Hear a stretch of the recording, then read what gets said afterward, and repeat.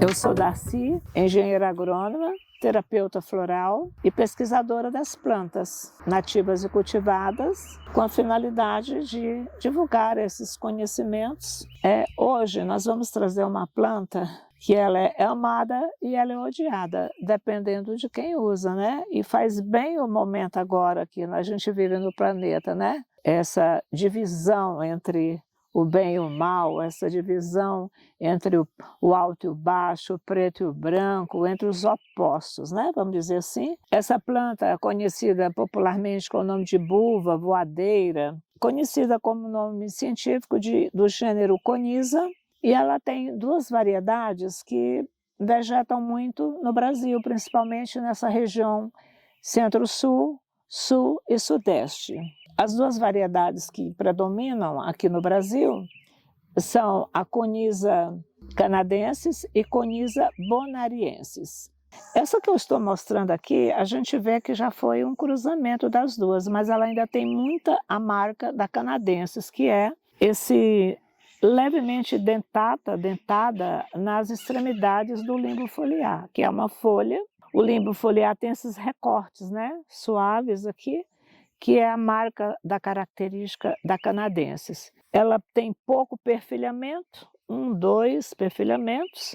Aqui tem uma que mostra o perfilhamento, essa aqui mesma tem 2 perfilhos, poucos perfilhos, enquanto a outra espécie ela cresce mais reto, com poucas, e depois ela se ramifica bastante e as folhas são totalmente lisas, com os bordos lisos. Mas não tem importância porque as duas são muito agressivas, é considerada uma invasora muito daninha, especialmente aqui na economia brasileira, em que nós temos o agronegócio sustentado pela produção de soja, milho e trigo do nosso abastecimento.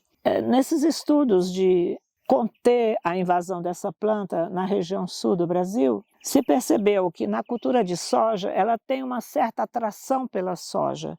A atração de amor, vamos dizer assim, dela é tão grande pela soja que ela chega a inibir totalmente o desenvolvimento da soja quando ela começa a aparecer na cultura. Hoje, então, é um grande problema para o nosso produtor rural, para o pequeno e grande produtor. E revendo a literatura, eu peguei também textos interessantes que falam que ela dentro dos temperos de alguns povos da terra, ela é considerada aquele tempero odioso, porque ela compete com tomilho, com manjericão, dando um aroma especial a pratos, né? Então, interessante, é por isso que eu coloquei amada por muitos e odiada por outros. A guerra estabelecida contra ela através de defensivos faz com que ela criou uma resistência a esses produtos. Inclusive, nós temos o glifosato, que é um herbicida de caráter bastante forte, né?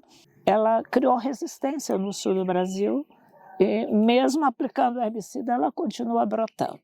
Do meu ponto de vista filosófico, eu entendo o seguinte: quando alguém é testado e provado com muita insistência sobre algo, e ela resiste às forças contrárias, ela é uma planta forte, né? E planta forte, ela cura coisas fortes, né? Essa teoria que Paracelso nos trouxe das similaridades, das sincronias, é muito válida também ainda nos dias de hoje, porque se uma planta resiste a tanto veneno, ela dentro do corpo vai embutir uma resistência orgânica, até porque mais tarde eu vou falar do que eu descobri das propriedades químicas e nutritivas dela que fazem dessa planta não ser desprezada para quem tem o olhar em volta da natureza, em volta da vida humana e da saúde. Então é por isso que eu trouxe, para que os ouvintes possam conhecer e aqueles que a odeiam também possam deixar algum exemplar, sem perder essa vida tão importante que, quem sabe, em um determinado momento, ela pode ser muito útil. Cada macaco no seu galho. A planta, dentro de uma cultura, dentro de um espaço destinado a um objetivo, ela está para ser uma invasora. Se ela está invasora, ela tem o trato dela. Se ela está dentro de uma área preservada para a produção de medicamentos, ela está medicamentosa, mas ela é uma planta sagrada da natureza. E eu escolhi o local aqui, eu tenho vários pontos da propriedade, e eu trouxe para gravar aqui, porque para mostrar um pouco, eu curiosamente, antes de sentar aqui, eu olhei, observei em 1 m², a gente tem mais de 30 espécies de vegetais aqui. Até porque eu conservo a preservação desse espaço como área de pesquisa vegetal. Então dá para perceber que ela saiu no meio de gramas e de uma vegetação totalmente dominante. Ela domina, ela se destaca perante as outras plantas. Pela vitalidade, dá para perceber uma vitalidade pela cor da folha. Dá para perceber que ela não faz exigência de solo, mas claro que se ela está numa área cultivada, que foi até utilizada com herbicida, preparada finamente para uma cultura de soja, milho e trigo, aí é que ela cresce mesmo, né? Aqui ela está com 40 a 50 centímetros no máximo, mas ela chega a dar 1,20 m. Tem literaturas que comentam até em 2 metros de altura. Então ela forma um tufo, uma panícula terminal bastante ampla, com muitas pequenas flores brancas. As composições químicas vegetais, elas, ao serem incorporadas dentro de um chá, elas não são uma química igual a uma química sintética. Elas vão promover uma integração ambiente-corpo, onde aquilo que você cria com a sua mente dentro do seu corpo é transmutado quimicamente, biologicamente, pelo processo de integração da natureza com seu veículo, na alimentação do seu veículo. Então, é assim, vou comparar o nosso corpo com um carro e o nosso motorista como a nossa alma. Então, esse corpo é um carro, a minha alma é o motorista, eu conduzo. Eu tenho que pôr nesse carro um bom combustível adequado para a minha vitalidade. Quando eu coloco maus pensamentos ou veículos inadequados para a condução desse veículo, eu dou batidas, eu fico doente, eu tenho dores. Mas quando eu incorporo uma química da natureza, onde eu sou integrada a essa natureza, essa química promove no meu corpo uma mudança estrutural no campo energético, no campo biológico e no campo de mudar os condicionamentos mentais que eu provoquei no meu corpo, no meu carro, de uma forma que eu me integro à natureza da vida presente em toda a órbita do planeta. A buva pertence à família botânica das asteráceas, né? O gênero é Coniza, e essas duas espécies, elas são originárias da América, tanto da América do Norte como da América do Sul. E ela vegeta também, invadindo áreas de cultivo na Argentina, no Uruguai e no Paraguai, bem na região do extremo sul da América, como na América do Norte.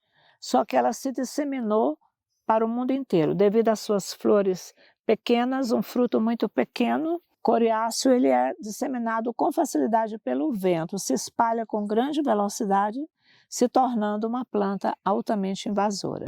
Nós estamos aproveitando a caminhada da manhã para fazer colheita e hoje, fazendo a colheita da buva, aproveitamos para mostrar e demonstrar como deve ser feita.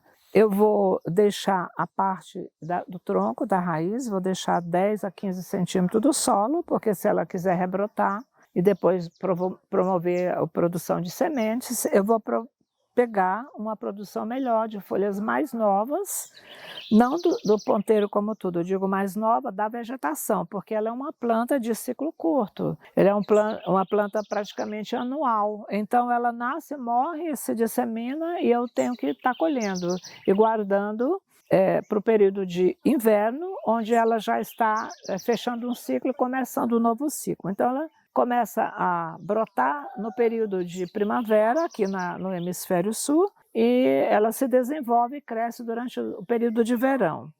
Mas acontece que nas regiões de trigo ela faz o inverso, né? Ela cresce no período de outono, inverno, invadindo as culturas de trigo. Então, dependendo do ciclo, ela tem esse ciclo de 6 meses a 1 ano. Então, a gente tem que aproveitar para fazer a colheita em áreas livres de químicas, de agroquímicos, e utilizar as folhas, que é a principal utilização popular dela.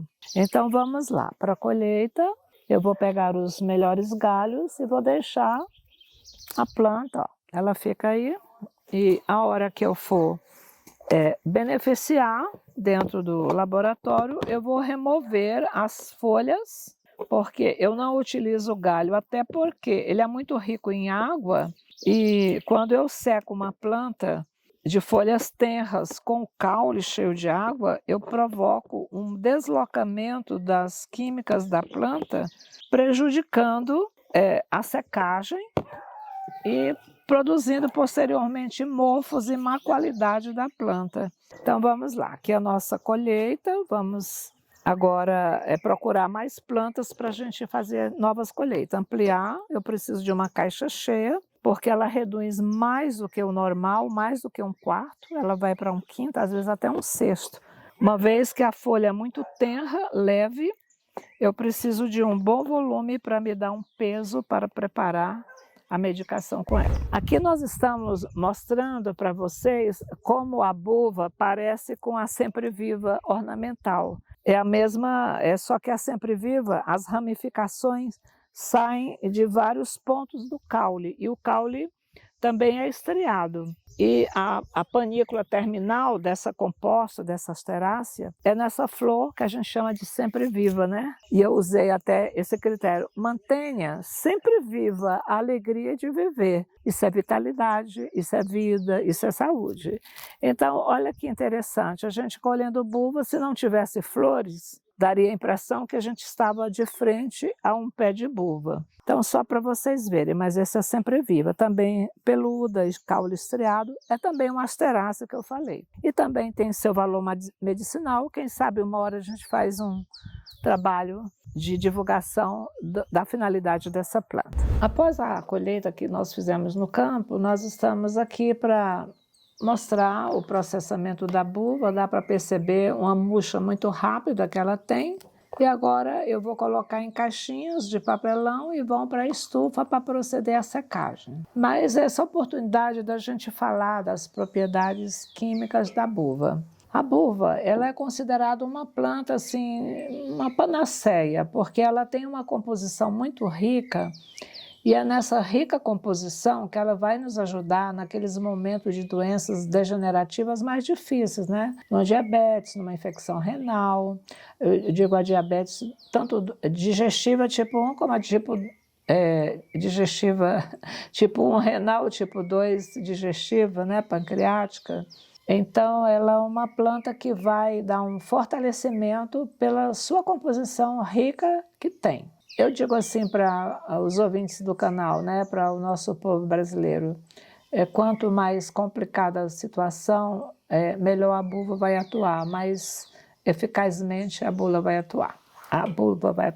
Então, nós temos aqui flavonoides, né, que são princípios ativos bastante transformadores das bactérias, né? Quando a gente fala de flavonoide, eu estou falando de uma substância química vegetal que faz essa transmutação da bactéria, da inflamação, ou seja, do streptococcus, do estafilococcus, que está ali invadindo uma área de tecido criada por mim mesma, com a minha crítica, a minha situação, e eu embuto em mim algo externo da planta, do vegetal, do meio ambiente, ou mesmo da pesquisa da química sintética, para eu controlar aquele aspecto que eu criei. A buva traz esse flavonoide que transmuta a parte que eu chamo de bactéria em os inflamados em não inflamados, né? Vamos dizer assim, tecidos inflamados para tecidos que não vão mais inflamar. Nós temos também ácidos dentro dessa planta que a gente chama os ácidos fenólicos. Ela tem um grupamento considerável de ácidos fenólicos. Os fenóis, eles são grandes antioxidantes dentro do nosso corpo. Então, aquilo que vai se desgastar, se destruir, ele se recupera e não se oxida, não se desgasta. Então, ela tem essa ação fenólica de ácido dentro da composição química dela. Ela tem também o que eu chamo de o limoneno. O limoneno, ele é um óleo essencial, é o óleo que tem no limão, que tem na laranja, que tem no grape. O limoneno, ela tem uma ação higienizadora e também destruidora de partículas adensadas, bioquímicas, que a gente produz dentro do corpo, é resultado da metabolização, vamos dizer assim, das bactérias, dos vermes, esses metabólitos desnecessários, destrutivos ao nosso organismo, intrusos ao nosso organismo, que nós mesmos criando. O limoneno, ele faz uma higienização, ele faz uma remoção paulatina, suave e natural dentro de nós. Então, é por isso que ela tem essa característica assim de, como é que a gente chama, de tempero, né? Também dentro do processo alimentar, através desse óleo essencial, ela tem um certo sabor. O limoneno é super agradável ao tato, né? Quem já utilizou o óleo essencial de limão em gotas, vê o tanto que ele é aromático e agradável. Então, é uma das composições da buva, né? O limoneno, que inclusive o limoneno é utilizado para ampliar os efeitos da radioquimioterapia. Então, aqueles que fazem tratamento oncológicos devem utilizar o óleo essencial de limão porque ajuda ao efeito curativo através da radioquimioterapia. Ela também tem esteróis, né? Os esteróis, eles são tipo um hormônio, são hormônios que vão dar vitalidade. Então, quando cai a nossa parte hormonal, ou seja, da hipófise, ou da tireoide, ou da suprarrenal, a gente fica meio para baixo, a gente tende a ou ficar agressiva ou depressiva. Então, assim, os esteroides, eles vão atuar nas nossas glândulas, potencializando a nossa energia vital. Nós temos também dentro dela a cumarina. A cumarina são grandes dilatadores, vasodilatadores, broncodilatadores, o que permite uma fluidez urinária maior, uma fluidez respiratória maior. Ela tem também o tanino. O tanino é um adstringente, é uma coisa que contrai os tecidos dentro do corpo. Então, se você tem um processo inflamatório e aquele processo começa a enrugar, ele está expulsando os tecidos negativos do seu corpo. Então, o tanino, ele serve para... é um adstringente, né? Vamos dizer assim. O que a gente chama cica, né? Tem muitas frutas ricas em tanino, tipo a jabuticaba, que agora está na época. Você põe uma casca de jabuticaba na boca, ela amarra-se um pouquinho. Você sabe que a casca do caqui também tem aquele amarro. Então, os taninos, suavemente, não em grandes doses, como nessas frutas, têm um efeito muito grande sobre as feridas, sobre a adstringência, a eliminação de tecidos indesejáveis ao corpo. Qual é o foco dessa planta? Para que nós vamos usar? Inicialmente para o processo digestivo, que é o processo que faz a nossa estrutura do veículo físico. Então, todo o processo digestivo, começando do fígado, que é o nosso ponto principal da digestão, é o fígado, né? E, consequentemente, a partir do processo do fígado, a gente cria com a mente, executa com o fígado a parte bioquímica, depois a gente assimila e transforma e distribui no intestino, através da circulação. Depois a gente elimina o resíduo pela urina e pelas fezes. Então, esse processo integrativo do nosso corpo requer essa homeostase entre o pensar, o alimentar-se através do pensamento e do alimento, para manter um equilíbrio que a gente chama de saúde. Como é que a gente vai usar? Primeiro passo para a digestão. Então, seja diabético, seja câncer, seja infecção urinária, tudo começa no processo de digestão mental, digestão corporal, para que se distribua dentro do veículo, né? Do nosso combustível. Então, usar para digestão, principalmente para o fígado, se você está com diarreias, está com o intestino preso, principalmente com diarreias, se você está com diarreias, você tem uma uma quantidade pequena ou grande de bactérias que fazem com que a sua eliminação seja muito intensa, ou seja, você está com elementos nocivos que precisam sair do seu corpo. Então, o corpo promove a diarreia. Limpeza rápida. Então, é claro que a planta vai sinalizar por sincronia aquilo que vai ficar e aquilo que não vai. Então, por isso que muitas plantas servem tanto para diarreia como para prisão de ventre. Na realidade, elimina o que precisa e deixa dentro aquilo que é assimilável, né? É interessante que essa planta também atua nas doenças sexualmente transmitíveis, na DST. Consequentemente, a parte reprodutiva humana é uma parte prazerosa da vida humana, é uma parte da reprodução da vida dentro do planeta. Então, ela está integrada à vida do ser humano. Então, ela também atua prevenindo, curando algumas doenças DST, principalmente aquelas que estão muito ligadas à bexiga e aos rins, porque a bexiga e os rins, eles estão muito próximos de toda a área que a gente chama as gônadas, né? Os nossos órgãos reprodutivos. Então, há uma eliminação de doenças nessa área também, tanto urinária como genital. E é interessante que essa planta tem uma ação que eu acho fantástico, quando eu falo uma ação inseticida, larvicida, parasiticida, porque o foco inicial de uma criação mental humana é o pensamento. Então você pensa e eu logo existe, já dizia o filósofo. Mas eu só não existo, eu estou criando no mundo da forma, por isso que eu sou um co-criador. E aí a hora que eu crio um pensamento sujo, um pensamento nocivo, eu também estou criando um verme dentro do meu corpo. E esse verme ele vai crescer, vai se desenvolver, eu vou alimentar com os meus pensamentos e uma hora ele começa a me atacar. Mas você é um Deus, você não devia estar criando isso. E eu começo a ficar com, entre aspas, sintomas de doenças, e aí eu começo todo um processo, que a partir do verme ele perfura tecidos, vem a bactéria, da bactéria eu caio a minha energia, vem o vírus, e por aí eu caminho para um processo de doença, e se eu não acordo na minha consciência, eu pego e me encaminho em um caminho degenerativo da minha própria vida.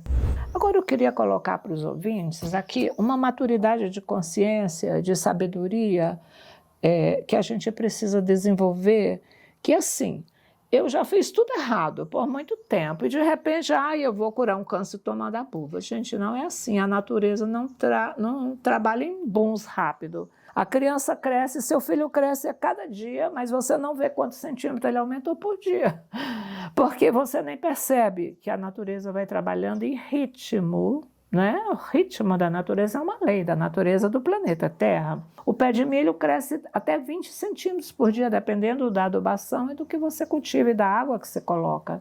Só que se você ficar olhando, você não vê ele abrindo, crescendo, esticando as células das folhas. A natureza tem ritmo, tem percepção, tem sentimento, e a gente precisa estar desperta, acordada, para a grande lição da vida, que é interagir de uma forma harmoniosa. Então, se eu me desagreguei muito, tudo bem, não estou culpada, eu estou aprendendo. Eu vim aqui na Terra para aprender, eu não tenho culpa. O que eu não posso fazer é desprezar a natureza, nem do meu corpo, nem do meio ambiente, muito menos das pessoas que me cercam. E se eu considerar que alguém é ruim, essa pessoa está me ensinando. Se eu considerar que ela é boa, ela está me ajudando. De todo jeito, ensinando ou ajudando, é uma coisa só. Então vamos abrir a consciência para o mundo do amor da nova Terra, onde o alicerce da vida humana são os reinos da natureza. Vamos comentar sobre o tempo que eu devo tomar um chá de buva. Bom, se você está num tratamento oncológico, um tratamento de 6 meses a 1 ano, né, até que o seu médico te dê um posicionamento que você está bem, saiu fora do risco, você pode utilizar a buva como um complexo químico que vai te ajudar, uma vez que o limoneno vai ajudar a atuar, a curar essas infecções que são geradas dentro do corpo pelo câncer. E se você está com uma dor de estômago, uma indigestão muito grande por causa dos seus processos, não estou engolindo a vida, não estou engolindo situações, é um processo inicial do estômago, você pode tomar um chá 1 semana. está tudo bem. No caso de câncer, sempre em doenças degenerativas prolongadas, diabetes, câncer, não tomar mais do que 21 dias, que é o tempo de mudança celular, né?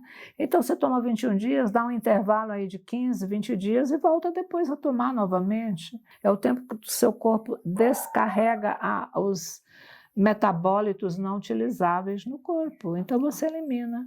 Então, você está com uma ferida, uma úlcera, é muito comum, inclusive essa planta você pode usar em compressas para feridas varicosas, né? Está com dificuldade de cicatrização, então você pode usar nas feridas varicosas como compressa, faz um chá bem forte, emplasta num TNT ou numa gaze e coloca sobre a ferida, vai ajudar os flavonoides a cicatrizar. Essa planta, como tem uma ação inseticida, larvicida, a gente não deve usar durante a gestação nem a amamentação. Uma vez que você passa no leite materno essa química, o bebê não tem direito de ser tratado com inseticida e com larvas. E aquele que está gestando também, que está criando um bebê no seu útero, a mulher, a mãe que está criando uma criança, também não tem o direito de utilizar um inseticida para expulsar uma vida que está se formando com a natureza divina que ela é. Eu quero dizer que essa planta, as restrições dela também, você vai usar por excessivas doses.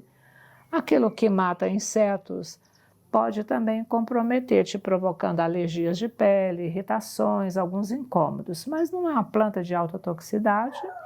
Eu espero que a ciência da química possa encontrar na buva medicamentos processados ou manipulados para servir a vida humana no futuro, e eu espero que o objetivo do canal seja atingido, que é atingir a massa humana de uma consciência nova, uma consciência de vida, uma consciência de saúde e uma consciência de interação com o meio ambiente. Esse é o propósito do vídeo de hoje. Eu quero agradecer a todos. Vocês comentem, deixem os seus likes, como dizem todos os vídeos que eu assisto, deixa o seu like. Eu não dependo do canal do like, mas a Ana depende, então eu preciso alimentar a Ana para que ela alimente esse grupo de informações para o nosso povo. Muito obrigada.